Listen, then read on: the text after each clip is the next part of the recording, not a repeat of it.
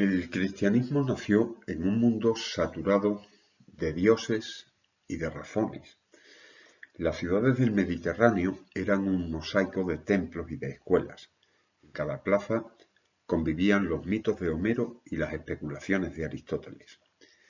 En ese escenario, la nueva fe apareció como una irrupción extraña, casi bárbara.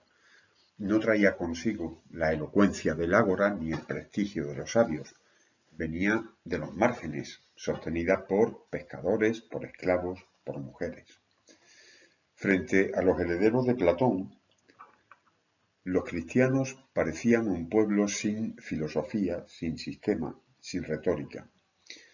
Pero bajo esa apariencia humilde se gestaba una revolución, una nueva manera de pensar el mundo y el destino del hombre. Los primeros en advertirlo fueron los apologetas. Su nombre procede del término griego apología, que significa defensa. Y eso hicieron, defender la fe ante un público que no creía en ella, pero usando las armas del pensamiento griego. No eran teólogos enclaustrados ni oradores populares, eran hombres de frontera, digamos, herederos del Logos y discípulos del Evangelio. Comprendieron que si el cristianismo quería ser escuchado por los filósofos, debía hablar su lengua, sin renunciar por ello a su alma. El más célebre de entre todos ellos fue Justino Mártir, nacido en Palestina hacia comienzos del siglo II. Antes de abrazar el cristianismo había recorrido todas las escuelas, el estoicismo, el pitagorismo, el aristotelismo, hasta llegar al platonismo, donde creyó encontrar la puerta de lo divino. Sin embargo, esa sabiduría le dejó un sabor a insuficiencia. Fue entonces cuando conoció a un anciano cristiano que le habló de los profetas y de Cristo como el Logos encarnado. Justino descubrió en esa palabra la síntesis que buscaba. El Logos no era ya una idea abstracta, sino una persona viva. Desde entonces su filosofía se convirtió en una forma de testimonio. En su Apología, escrita hacia el año 155, Justino sostiene una afirmación audaz. Toda la verdad, venga de donde venga, pertenece a Cristo. Los filósofos griegos, aun sin saberlo, habían participado del Logos eterno. Platón, Sócrates, Heráclito no fueron enemigos del cristianismo, fueron precursores. Lo que la razón había vislumbrado a tientas, la revelación lo confirmaba con claridad. En su pensamiento no hay ruptura entre Atenas y Jerusalén, sino una continuidad, digamos, purificada. La razón no se suprime, se eleva. En lugar de apagar la inteligencia, la fe la ilumina. Justino no fue un caso aislado.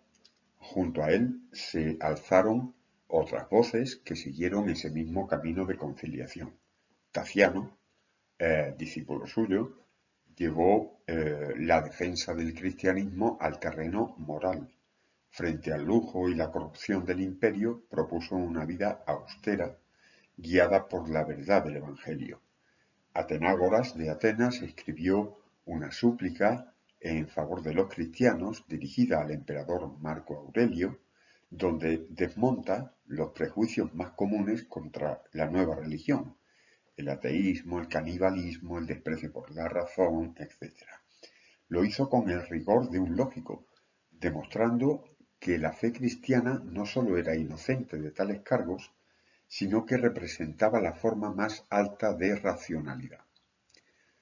Teófilo de Antioquía, por su parte, fue el primero en emplear el término Trinidad para referirse a la naturaleza divina, mostrando así que el cristianismo no renunciaba a pensar los misterios, sino que los interpretaba a la luz del Logos.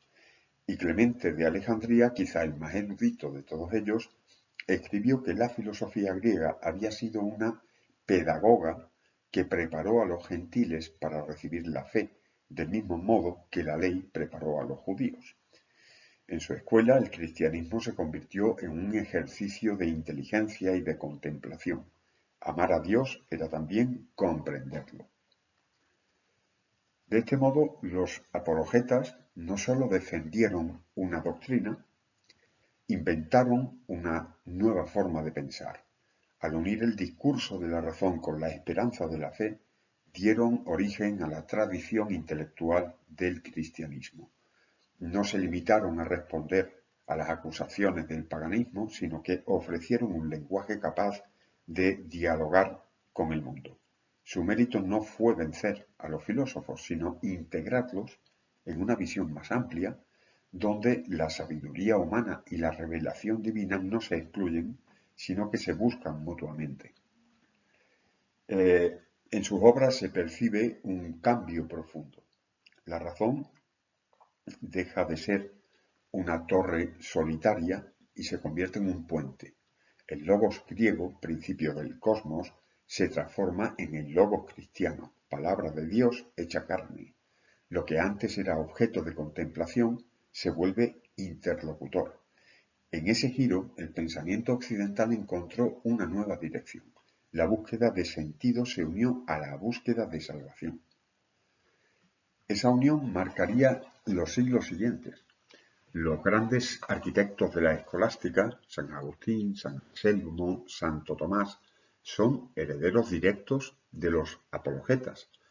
En ellos pervive esa misma confianza, que la verdad no se contradice consigo misma, que lo verdadero en filosofía no puede oponerse a lo verdadero en teología. Creer no es negar la inteligencia, razonar no es traicionar a la fe. Por eso, cuando la Edad Media intente armonizar a Aristóteles con el Evangelio, estará repitiendo en otro registro el gesto inaugural de Justino y de Clemente. De aquel diálogo inicial entre Atenas y Jerusalén nacerá la cultura del pensamiento cristiano, una civilización que buscará siempre conciliar la herencia griega de la razón con la herencia bíblica del amor. La lección de los apologetas no se agota en la historia. En un mundo que, como el suyo, vuelve a dividirse entre los dogmas de la fe ciega y los escepticismos de la razón, sin alma, su mensaje recupera actualidad. Ellos nos recuerdan que la inteligencia no es enemiga del creer, que el pensamiento no debe temer al misterio. Toda verdad, dicen, venga de donde venga, pertenece al mismo Dios. Y quizá esa frase, pronunciada hace casi 2000 años, siga siendo hoy una de las definiciones más bellas de lo humano. Pensar sin miedo, creer sin fanatismo, buscar sin descanso.